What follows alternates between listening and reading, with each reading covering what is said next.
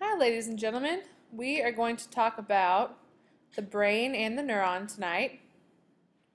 And we are in Unit 2. This is Biopsychology. This presentation has been adapted from Mr. Duez. He is a high school psychology teacher, and he always has great visuals, so I thought I would use his visual. If you're still having trouble with understanding parts of the brain, go to YouTube and check out Psychology 101 and look at the biological basis of behavior and the parts of the brain video. It should help you a little bit pick up some new information, and it's entertaining as well.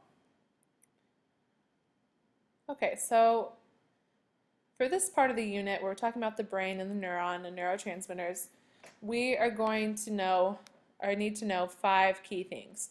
The first one is the different methods for peering into the human brain, what the areas of the brain control, the structures of the neuron, the action potential, and the role of neurotransmitters in neural transmission. What does the brain do? This is a quick overview, things you should already know. The medulla controls certain reflexes, heartbeat, and breathing, and you can see that area here in teal. The cerebellum controls complicated skilled motor movements, here in pink. It contains over 30 billion neurons, and it sends signals from your brain to the rest of your body. The hypothalamus controls hunger, thirst, and to some extent sleep. And the cerebral cortex is where the action is. This is this blue part right here.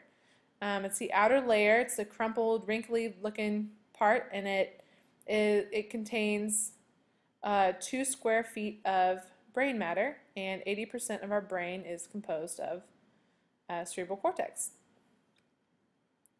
So from the outer view of the brain, we can see the frontal lobe in yellow, the parietal lobe in green, the occipital lobe in red, and the temporal lobe in purple.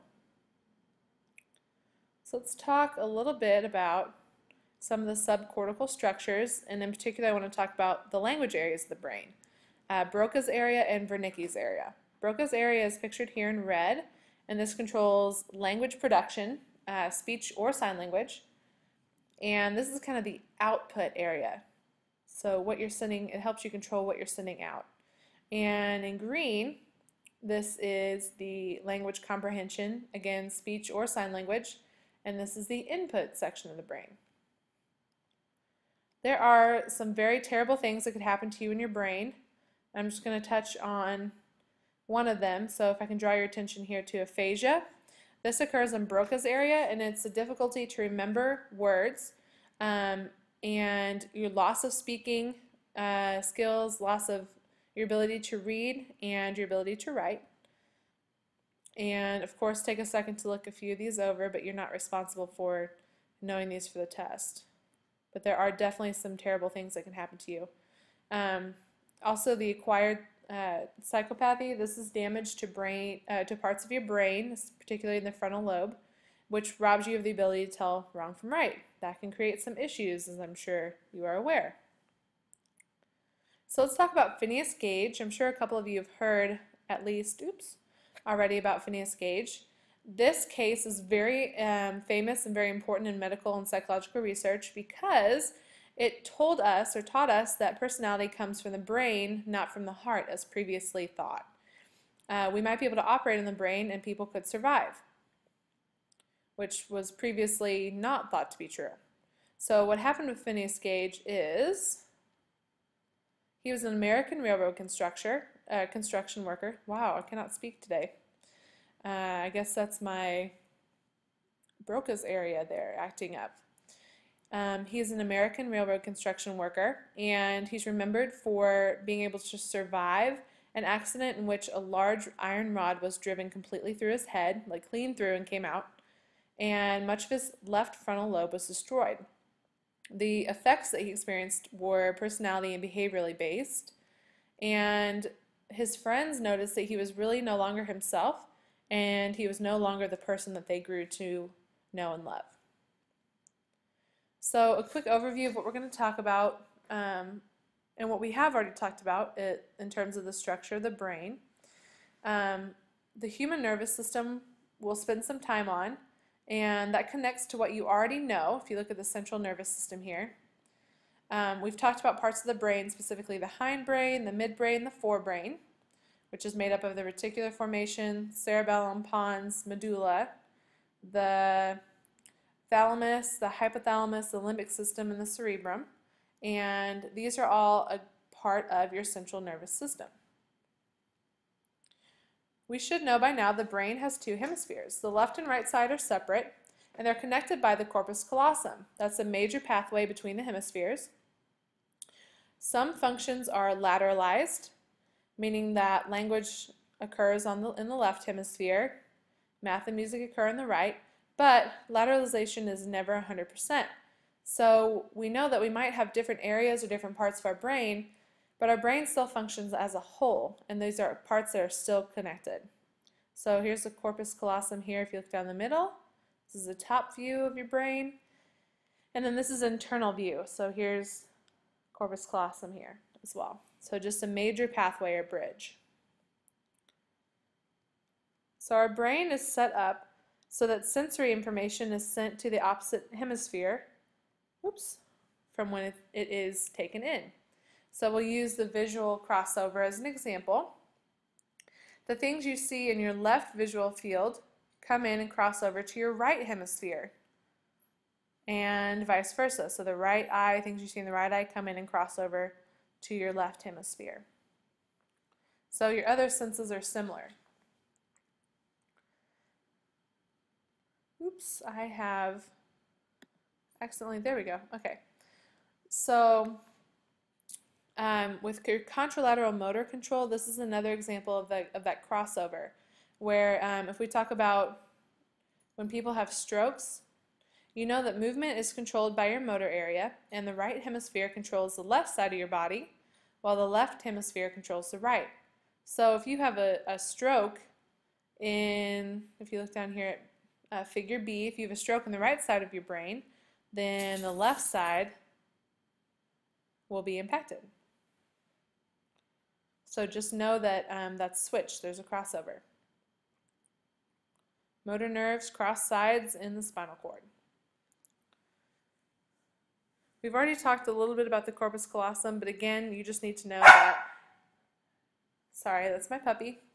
It connects comparable structures on each side and permits data received on one side to be processed in both hemispheres. It aids motor coordination of the left and right side. So again, this is just a major pathway, a major bridge, and this is what connects your brain. So we know that the brain functions as a whole, even though it's made up of several smaller significant parts. So if we talk about the nervous system, we've done a little bit of this today, but let's talk about the makeup of a neuron. A neuron is an individual cell in the nervous system that receives, integrates, and transmits information. So your nervous systems are comprised of groups of neurons that receive, integrate, and transmit information. So basically, if we're building a house, then understanding the neuron is like understanding the foundation of the nervous system. So we're going to talk about the neuron before we're able to move on to the nervous system. So if we talk about the basic structure here, the soma is the cell body. It contains the nucleus and much of the cell's normal organs. The dendrites, the little tree branch looking things, are parts of the neuron that receive information from other cells. The axon is the long, thin fiber that transmit information away to other neurons, muscles, or glands, so it carries information away. And the myelin sheath, these little bubble-looking things, are insulating material that encase some of the axons. And the example I would give is, I'm not sure if you guys have seen National Lampoon's Christmas Vacation with Chevy Chase, but that's one of my favorite movies. And I always think of how Clark is out sledding with his family and with Cousin Eddie, and he has this spray that he sprays on the bottom of his sled that makes the sled go faster. And the myelin sheath is the exact same way. This is just a covering that helps the message or the neural impulses speed along faster, just like Clark's saucer that he was using. Okay, so there are about 1,000 billion. That does not sound like the right number, but it is. 1,000 billion sensory neurons, motor neurons, and interneurons that connect sensory and motor. Oops, sensory and motor. Ow, sorry. Puppy dog is getting annoyed that I'm talking to you guys for so long. Neurons can regenerate. Neuron signals are all or nothing. So we can equate that to the firing of a bullet from a gun. When you press the trigger, the gun is either going to fire or it's not. There is no in the middle. So remember the all or nothing. Intensity is expressed through the number of neurons firing and the frequency of firing. Although neurons are all or nothing, there are ways to code your intensity. It could be the sheer number of neurons or the frequency of firing. So if we're looking here at the example, this is someone who's touching a hot pot. I'm not sure why they would do that, but let's go with it, right?